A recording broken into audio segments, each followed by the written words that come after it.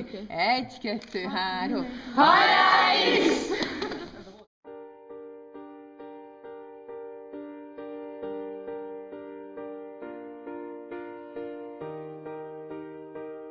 A Kék Vonal Gyermekkrízis Alapítvány volt a főpályázója ennek a projektnek, és a Bagás Közhasznú Egyesület, az Élményakadémia és a Demokratikus Ifjúsági Alapítvány voltak a partnerek. És azért gondoltuk, hogy az X programra szeretnénk pályázni, mert ezt idén vezették be, idén lett kötelező középiskolások számára az 50 óra kötelezően végzendő iskolai közösségi szolgálat, és tekintettel arra, hogy a Bagásban régóta önkéntesekkel foglalkozunk, azt gondoltuk, hogy ez egy nagyon jó lehetőség, hogy egyre több fiatalt csatornázzunk be a programokba, ezzel több fiatal, több gyermeket tudjunk elérni konkrét feladattal. A Bagi Roma telepen nagyon sok olyan gyerek él, akiknek az iskolai kompetenciáik elég rosszak. Például van, hogy egy negyedikes gyerek még a nevét sem tudja leírni, ezért azt gondoljuk, hogy az iskolai közösségi szolgálat nagyon fontos, és sokat segíthet abban, hogy a gyerekeket felzárkóztassuk, és talán így az életben is jobban tudnak majd érvényesülni. A legelső felkészítés az novemberben volt, ami először a támogatóknak volt. Ez egy egynapos képzés volt, ott végigvettük a programokat, az, hogy mi lesz a mi feladatunk, mik lesznek a kockázatok, a veszélyek, mire számítunk, szituációs játékokat játszottunk, ami iszonyú hasznos volt. A középiskolások felkészítő napjának Bagon az volt a célja, hogy megismerjék a telepet, megismerjék a Bagás támogatóikat, mind a bagiakat, mind a pestieket, és kapjanak egy személyes élményt a telepről, hogy lássák, hogy a gyerekek, akikkel foglalkozni fognak, milyen körülmények közül jönnek. Ennek az önkéntes programnak ma volt a felkészítője, és ellátogattunk a telepre a gyerekekhez, akiket tanítani fogunk, és megbeszéltük, hogy mi lesz a teendőnk, meg hogy mi ez az egész. És a két X-es diáknak van egy bagázsos támogatója, aki a Bagásnak egy önkéntese, és van egy helyi támogatója, aki szintén bagázsos önkéntes, de ő helyben lakik lent Bagon. Ezek a csoportok alkotják, tehát így a 4 fő támogatja a 4 gyereket. Az én feladatom az X-ben, hát egy úgynevezett biztos pont, hogy még a program elején nevet adtunk ennek.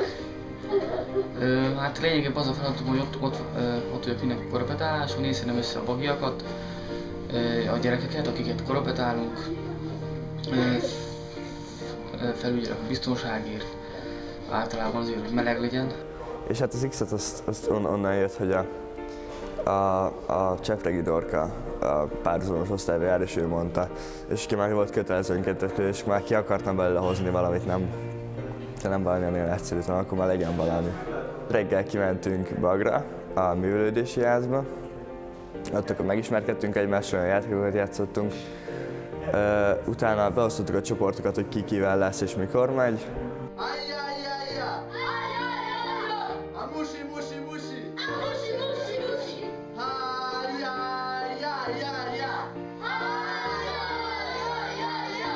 A telepen nagyon nagy sikert aratott a program, már amikor az ötletelés szakaszában voltunk, akkor nagyon örültek annak a lehetőségnek, hogy a gyerekek korrepetálásra járhatnak, így az iskolai teljesítményük javulhat. És hát a tapasztalat az, hogy nagyon motiváltak mind a szülők, mind a gyerekek. A szülőknek tartottunk egy szülői értekezletet, ahol megfogalmazták azt, hogy nekik ez egy nagyon nagy segítség, hiszen sokak közülük nem rendelkezik csak a legalacsony iskolai végzettséggel, így nem tudják segíteni még az általános iskolás gyermekeiket sem abban, hogy mondjuk házi feladatot megírják, ezért nagyon örülnek ennek a lehetőségnek, és ők küldik a gyerekeket mindig az egyes foglalkozásokra. Játszunk, olvasunk, és néha ilyen körbeállunk, játszunk levesjátékot. Igen, levesjátékot. Én a számokat tanulni 1-től 100-ig, és a kivonásokat, összeadásokat, és a nevemet leírni. Talán ezen keresztül lehet a gyerekeket is még jobban megnyerni, és kicsit közelebb hozni hozzájuk az oktatást, és megszerettetni velük talán a tanulást, és hogyha ez sikerül, akkor a jövőben talán az iskolában is sikeresek lehetnek. Most is tanuljuk, hogy vajon, és próbálkozunk, hogy vajon mi az, ami tényleg érdekes a gyerekeknek, mi az, ami 5 percig érdekes nekik, mi az, ami fél óráig jó és szórakoznak rajta. Úgy meg, amire rájöttünk, amit még nagyon szeretnek, az a labirintus. És hát úgy volt, hogy először én rajzoltam Simonnak, ilyenek elmentek kedve mindentől, rajzoltam ezt neki labirintust, ezt nagyon élvezte, utána még egy titkosírást is csináltunk neki. De a labirintus így visszatérve mindig az ilyen jutalomként, vagy akármiket mindig behoztuk. És volt, amikor belerejtettünk a labirintusba ilyen feladatokat és számolós feladatokat, és akkor azokat meg kell csinálni, és csak akkor mehetett tovább az, aki csinálta. Egy osztályon belül is nagyon különbözőek a gyerekek, szóval valaki annyira okos, hogy néha már úgy gondolom, hogy tehetséggondozásra kéne mennie. De van olyan gyerek, aki mondjuk harmadikos, és még nem tudja a betűket, és számolni se tud. A gyerekeknek ez biztos, hogy iszonyú sokat ad. Rendszert visz egy kicsit az életükbe, van egy plusz kötelezettség, amit mi keddenként járunk le. Tudják azt, hogy kedden nekik fél ötre oda kell jönni. Nagyon jó tapasztalat például, hogy 1-2 hét után már a gyerekek elhozták a házi feladatokat, azt megcsináltuk együtt, ez szerintem egy nagyon nagy dolog volt. Kiket korrepetálsz? A Rebekát, a Freszkót, a Bétót és a Barbit. És miből korrepetáljátok őket? Hát, amiből így rosszul állnak, például a Rebeka mondta, hogy német, aztán volt, aki mondta, hogy matek, meg olvasás. Én azt gondolom, hogy egy nagyon fontos rész az X-nek az, hogy mi megtanítsuk őket arra, hogy az, hogy olvasás, az nem biztos, hogy egy ilyen rossz, csúnya, iskolai, kötelező feladat, amiben biztos csak kudarcuk van és biztos nehéz, hanem igenis, hogyha úgy csináljuk, hogyha játékosan, akkor ez egy játék lehet, ami közben ők olvasnak, vagy írnak, vagy szoroznak, osztanak. Már az első alkalom után, amikor hazajöttek, külön-külön azt mondták egymástól teljesen függetlenül, hogy a gyerekek olyan lelkesedést sugároznak magukból, ami arra indítja őket, hogy visszamenjenek, és örömmel várják a következő alkalmat. Mi nem tudtunk pontosan hova járt, amikor elindult a program, és mit is csinált, és láttunk, hogy ő nagyon lelkesen hazajött, és mesélt, hogy mit történt, mit látott, és mit fog csinálni. Természetesen büszke vagyunk rájuk.